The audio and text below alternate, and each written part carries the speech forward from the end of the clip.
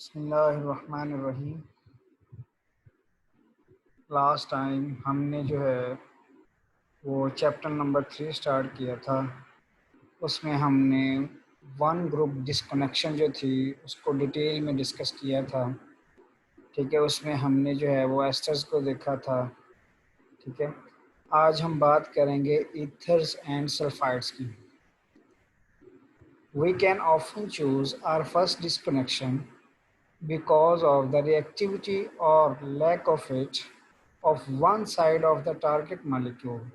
The oxygen atom in the wallflower perfume compound has a reactive side, methyl है by SN2 reaction है, and an unreactive aromatic side, so disconnection is easy.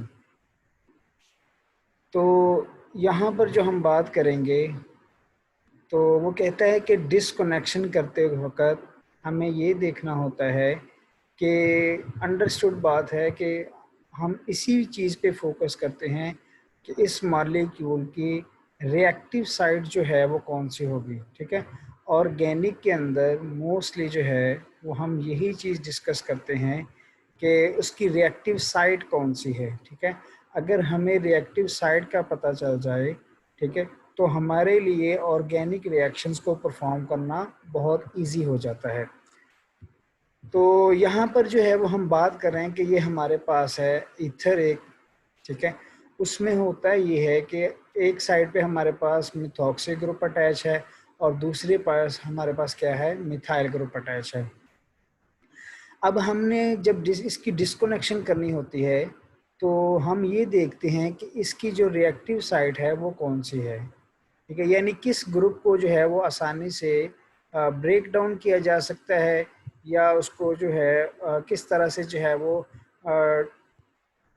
अपने departs होके जो है वो अपनी disconnection जो है वो शो अप करता है। तो जब हम देखते हैं कि मिथॉक्सी ग्रुप और मिथाइल ग्रुप, मिथॉक्सी ग्रुप में हमें पता होता है कि ऑक्सीजन जो होती है ये हाईली इलेक्ट्रोनेगेटिव होने की वजह से इसका जो कार्बन के साथ बॉन्ड होता है ये क्या होता है, वीकर होता है। तो जब ये बॉन्ड वीकर होता है तो इसको तोड़ना क्या हो जाता है, आसान हो जाता है। तो यहाँ पर हमने डिस्कस किया है कि अगर हमारे पास एक सिंपल अल्काइल ग्रुप हो और दूसरी साइड पर अगर हमारे पास कोई अल्कोक्सिक ग्रुप मौजूद हो, जब ये मिथाइल है तो मिथॉक्सी हो जाएगा, इथाइल होगा तो इथॉक्सी। इसी तरह से मैंने जर्नल टर्म यूज की है अल्कोक्सिक ग्रुप। ठीक है, तो हमारे पास जब मिथाइल ग्रुप मौजूद होगा, सॉरी मिथॉक्सिक ग्रुप मौजूद होगा, तो हमें पता चल रहा है कि यहाँ पर जो है वो कौन सा बॉन्ड जो है वो क्या होता है, इजीली ब्रेकअप हो सकता है। तो यहाँ पर जो है वो कार्बन और ऑक्सीजन, यानी कि ये ऑक्सीजन है और इस मिथाइल के कार्बन का बॉन्ड जो होगा वो क्या होगा, ब्रेकअप होगा। जब यहाँ पर ब्रेक होगा तो ये बना जाएगा मिथाइल और इसके साथ कोई भी जो है वो आके हेलोजन या कोई न्यूक्लियोफाइल आकर अटैच हो जाएगा। ठीक है, तो यहाँ पर जो है ऑक्सीजन के ऊपर क्या आ जाता है, नेगेटिव चार्ज आ जाता है। तो ईथर के केस में हमने ये डिस्कस किया है कि ईथर के केस में अगर हमारे पास एक उसी किस्म का अल्काइल ग्रुप भी मौजूद है जिस किस्म का हमारे पास alkyl group, sorry ether group मौजूद है, जैसा कि हम देख रहे हैं कि इसकी एक साइड जो है वो एरोमेटिक है। ठीक है, और दूसरी साइड जो है वो एरोमेटिक इन नेचर है, नहीं है।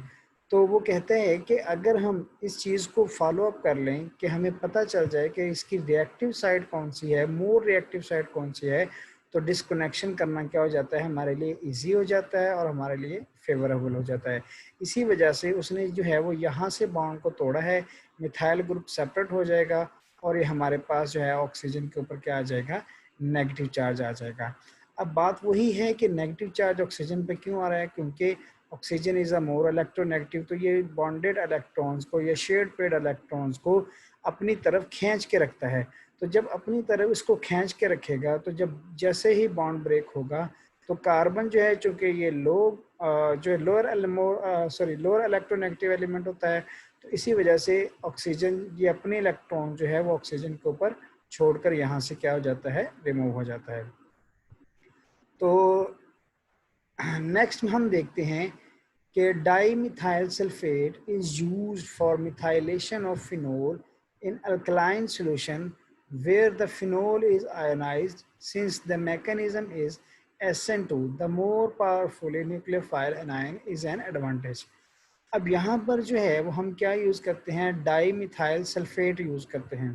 तो डाई मिथाइल सल्फेट जो है वो क्या होता है, एज ए हमारे पास न्यूक्लियोफाइल के तौर पर जो है वो आता है, ठीक है।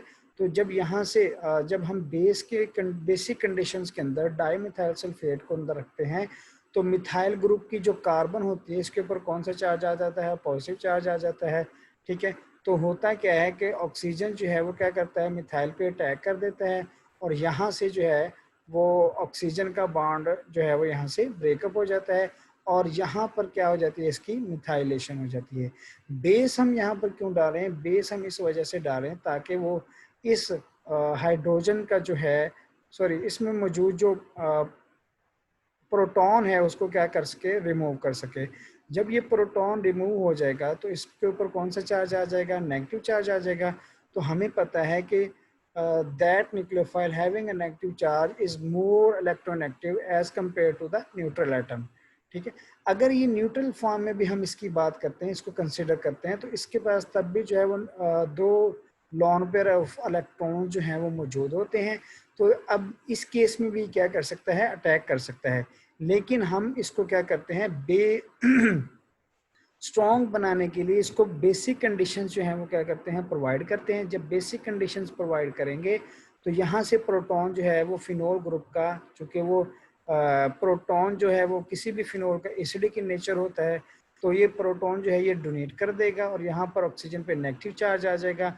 नेगेटिव चार्ज जो है वो मिथाइल के ऊपर अटैक करेगा, और ये ऑक्सीजन का बॉन्ड जो है यहाँ से टूट जाएगा, ठीक है। तो इस तरह से जो है वो हम इसकी क्या कर सकते हैं, सिंथेसिस कर सकते हैं।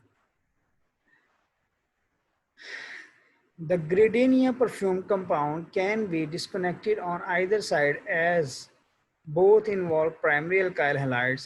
The benzyl halide is more reactive, but the decisive point in favor of route is that route A might well lead to the elimination. अब यहाँ पर हमारे पास वो कहता है एक ग्रेडेनियम परफ्यूम है, उसका जो कंपाउंड है वो यहाँ पर मौजूद है, और वो ईथर इन केस होता है, ठीक है। तो ये हमारे पास एक ईथर मौजूद है। अब वो क्या कहता है कि यहाँ पर दो पॉसिबिलिटीज़ हैं, ईथर की दोनों साइडों पर क्या है कि बॉन्ड मौजूद है। तो वो दोनों साइडों से क्या है, फिजिबिलिटी होती है कि दोनों साइडों से क्या हो सकता है, बॉन्ड ब्रेकअप हो सकता है। अगर इस वाली कार्बन यानी कि एक एलिफेटिक कार्बन के साथ जो है वो बॉन्ड को ब्रेक करता है, तो वो कौन सा रूट फॉलो करेगा, ए रूट फॉलो करेगा। अगर वो किसी एरोमेटिक कंपाउंड से जो है या एरोमेटिक रिंग से जो है वो अपना बॉन्ड ब्रेकअप करता है, तो वो कौन सा रूट जो है वो फॉलो करेगा, वो जो है वो बी रूट फॉलो करेगा। तो ए रूट में हम देखते हैं कि जब यहाँ से बॉन्ड टूटेगा तो इसके साथ क्या आ जाएगा, ऑक्सीजन का बॉन्ड कार्बन से अलहदा हुआ तो ऑक्सीजन पे नेगेटिव चार्ज आ, यहाँ पर क्या आ जाएगा, पॉजिटिव चार्ज आ जाएगा, और ये किस फॉर्म में चला जाएगा, अल्काइल हैलाइड की फॉर्म में चला जाएगा। तो ये हमारे पास है जी ए रूट जो है वो इस तरह से है कि जब ऑक्सीजन का बॉन्ड इस टर्शरी या सेकेंडरी अल्काइल हैलाइड से या primary alkyl halide, sorry primary alkyl halide से जो है वो जब टूटता है, ठीक है, तो क्या होता है कि ऑक्सीजन जो है वो प्रोटॉन को एक्सेप्ट कर लेता है, प्रोटॉन ले लेता है, और यहाँ पर क्या आ जाता है, हैलोजन ग्रुप आ जाता है, ठीक है। दूसरे केस में क्या होता है कि हमारे पास एरोमेटिक रिंग के साथ जो बॉन्ड बनाया हुआ है ऑक्सीजन ने, उसको हम ब्रेक करते हैं। तो जब हम उसको ब्रेक करते हैं तो तब हमारे पास क्या बनता है कि इसके साथ फिर क्या आ जाएगा, एच आ जाएगा, और यहाँ पर क्या आ जाएगा, हैलोजन। तो ये फिनाइल हैलाइड बन जाएगा, ठीक है। ठीक है, और यहाँ पर जो है वो हमारे पास जो है ऑक्सीजन जी जो थी उसने क्या किया है, प्रोटॉन को एक्सेप्ट कर लिया है, और ये हमारे पास अल्कोहल बन गई, और ये हमारे पास जो है वो क्या बन गया है, एक हैलाइड ग्रुप बना, अराइल हैलाइड ग्रुप जो है वो बन चुका है। तो अब वो कहता है कि हमारे पास जो है वो दो रूट हैं, ठीक है। एक रूट जो है जिसमें पहला बॉन्ड जो है वो प्राइमरी अल्काइल हैलाइड से टूटता है, और बी रूट जो है उसमें क्या है कि अराइल ग्रुप से जो है वो बॉन्ड जो है वो ब्रेकअप होता है। तो वो कहते हैं कि the benzyl halide is more reactive, but the decisive point in favour of route B is that the route A might well lead to the elimination. अब वो कहता है कि दोनों जो रूट हैं वो फेवरेबल हैं, ठीक है, हमारे लिए दोनों की पॉसिबिलिटी जो है वो मौजूद है, लेकिन वो यहाँ पर जो है वो फिर बात कर रहा है कि एलिमिनेशन ऑफ ग्रुप, के जो एलिमिनेशन पॉइंट होता है वो किस में होता है कि एलिमिनेशन जो है वो इस कार्बन की जो है वो इजीली हो जाती है, और इस कार्बन यहाँ से जो बॉन्ड ब्रेकअप होता है उसकी जो फेवरेबिलिटी होती है वो क्या होती है, लेस होती है। तो इसी वजह से वो कहता है कि ए जो होता है, बेशक हम कहते हैं कि फिनाइल ग्रुप जो होता है, ठीक है, वो जो है बेंजाइल हैलाइड जो है वो क्या होता है, मोर रिएक्टिव होता है, ठीक है, in favour of route B, B case में। लेकिन जो रूट ए है उसमें क्या होता है कि एलिमिनेशन जो होती है वो सॉरी जो जल्दी होने की रिमूव होने की जो कैपेसिटी होती है उसमें वो कौन सा रूट है, वो है ए रूट। यानी इसमें जो हमारा रिमूविंग ग्रुप है या रिमूवल लिविंग ग्रुप है वो क्या करता है, आसानी से यहाँ से लीव कर जाता है। तो जब लिविंग ग्रुप जो है वो आसानी से लीव कर रहा है तो इसका मतलब ये है कि हमारा रिएक्शन भी क्या हो जाता है, फेवरेबल हो जाता है और आसानी से परफॉर्म हो जाता है, ठीक है। तो आपके पास ये दोनों पॉसिबिलिटीज हैं, दोनों तरह से जो है वो आप डिस्कनेक्शन इसकी कर सकते हो। Synthesis, this is SN2 again, so base catalysis helps. वो कहता है कि ये जो रिएक्शन होता है ये क्या होता है, SN2 रिएक्शन है, यानी कि सब्सटीट्यूशन न्यूक्लियोफिलिक बायोमोलिकुलर रिएक्शन हम इसे कहते हैं, ठीक है। ये एक मैकेनिज्म है जो ऑर्गेनिक के इंट्रोडक्शन में जो है वो आपने जो है वो डिटेल में डिस्कस किया हुआ है। इससे आगे चलते हैं, तो वो कहता है कि ये हमारे पास एक अल्कोहल है, ठीक है। अल्कोहल के केस में फिर उस वही बात होगी कि ऑक्सीजन के ऊपर लोन पेयर तो मौजूद है, ठीक है, ये एज ए न्यूक्लियोफाइल के तौर पे एक्ट तो करता है, लेकिन हम चाहते हैं कि इसको जो है वो स्ट्रॉन्ग न्यूक्लियोफाइल बनाया जाए। तो स्ट्रॉन्ग न्यूक्लियोफाइल बनाने के लिए हम क्या करते हैं, यहाँ से प्रोटॉन रिमूव करवाएंगे, ऑक्सीजन पे कौन सा चार्ज आ जाएगा, नेगेटिव चार्ज। तो हम इसके लिए जो है वो बेस कैटालिस्ट जो है वो यूज़ करते हैं। बेस जो है वो क्या करेगा, प्रोटॉन को एक्सट्रैक्ट कर लेगा। जब प्रोटॉन को एक्सट्रैक्ट करेगा तो ये देखिए ऑक्सीजन के ऊपर नेगेटिव चार्ज आ गया है और ये मोर या स्ट्रॉन्ग न्यूक्लियोफाइल जो है उसमें कन्वर्ट हो चुका है, ठीक है। तो जब स्ट्रॉन्ग न्यूक्लियोफाइल में कन्वर्ट होगा ये नेगेटिव चार्ज जो है ये अटैक करेगा इस कार्बन के ऊपर। जब इस कार्बन पे अटैक करेगा तो क्लोरीन यहाँ से क्या कर दिया जाएगा, निकाल दिया जाएगा, और हमारे पास जो है वो टारगेट मॉलिक्यूल जो है वो क्या हो जाता है, सिंथेसाइज हो जाता है। If there is no obvious preference, it is more helpful to write both fragments as alcohol and decide later which to convert into an electrophile. कहता है अगर हमारे पास दोनों फिजिबिलिटी मौजूद हैं तो हम दोनों पॉसिबिलिटी, इस केस में हमने प्राइमरी अल्कोहल बनाया है तो हम क्या करेंगे, फिनाइल यानी कि इसके साथ भी जो है वो क्या करेंगे, OH ग्रुप जो है वो यहाँ पर अटैच करके देखेंगे। फिर हम यहाँ पर देखेंगे कि फिर स्ट्रॉन्ग इलेक्ट्रोफाइल जो है वो कौन सा बनता है। तो यहाँ पर इस केस में जो फिनाइल क्लोराइड है या अराइल क्लोराइड है, इसमें जो इलेक्ट्रोफिलिक सेंटर है वो चूँकि स्ट्रॉन्ग होता है, इसी वजह से ये रिएक्शन जो है वो क्या हो जाता है, जल्दी परफॉर्म जो है वो हो जाता है, फेवरेबल होता है। Baldwin needed the ether to study the rearrangement of its carbon anion, ठीक है। तो ये हमें जो है वो कार्बन एनाइन की जो है वो सिंथेसिस जो है वो डिस्कस करनी चाहिए। हम उसका भी जो है वो हमें इल्म होना चाहिए कि कार्बन एनाइन जो है या कार्बन नाइन जो है वो किस तरह से जो है वो बनता है। अगर कार्बन आयन जो है वो बनता है तो फिर कौन सा कार्बन आयन जो है वो ज़्यादा स्टेबल होता है, प्राइमरी ज़्यादा स्टेबल होता है, सेकेंडरी ज़्यादा स्टेबल होता है, या फिर टर्शरी। तो ये कार्बोकेटाइन और कार्बन आयन जो है वो आप न्यूक्लियोफिलिक सब्स्टिट्यूशन रिएक्शन में जो है वो डिटेल में स्टडी कर चुके हैं। Both sides are reactive so we write the two alcohols, तो हम दो अल्कोहल लिखते हैं। Baldwin does not reveal how he actually made the ether, उसे ये यकीन नहीं था कि उसने ये ईथर कैसे बनाया। बोथ रूट्स लुक गुड, दोनों जो रूट हैं वो अच्छे दिखाई देते हैं। although the one shown is less ambiguous, तो जो यहाँ पर दिखाया गया है, ठीक है, वो जो है ज़्यादा इम्पोर्टेंट है, ठीक है, उसमें जो है वो कन्फ्यूजन ज़्यादा नहीं है, वो बिल्कुल आसान सा है कि हमने जो है वो प्राइमरी अल्कोहल बनाई, प्राइमरी अल्कोहल बनाकर हमने जो है वो उसको स्ट्रॉन्ग न्यूक्लियोफाइल के अंदर कन्वर्ट करने के लिए बेस जो है वो एज ए कैटलिस्ट के तौर पे ऐड कर दिया है।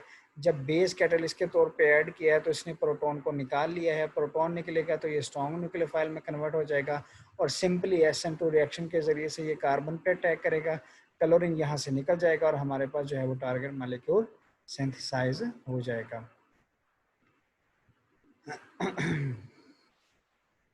अब देखते हैं कि हमारे पास सेकंड एग्जांपल जो है उसमें हम जो एक साइड पर अल्काइल ग्रुप यूज़ कर रहे हैं, ठीक है, वो जो है उसमें एक पाई बॉन्ड जो है या अनसैचुरेशन जो है वो क्या है मौजूद है।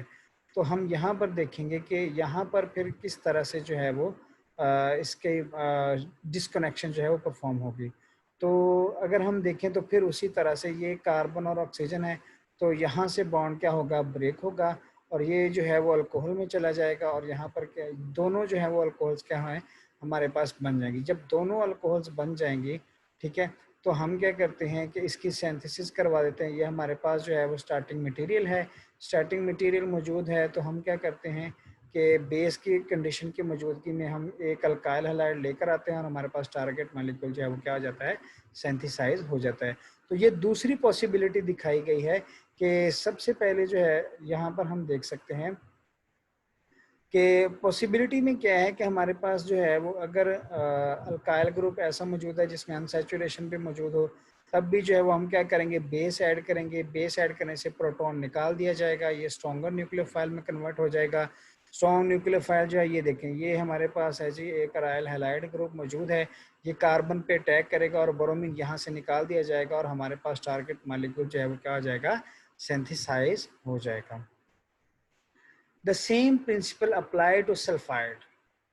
तो हम जो है वो सल्फाइड के ऊपर जो है वो सेम प्रिंसिपल जो है वो अप्लाई करते हैं। सल्फाइड्स किसे कहते हैं, अगर एस ग्रुप के साथ या एस एलिमेंट के साथ दो अल्काइल ग्रुप अटैच हैं, ठीक है, तो उसे क्या कहते हैं, सल्फाइड कहते हैं।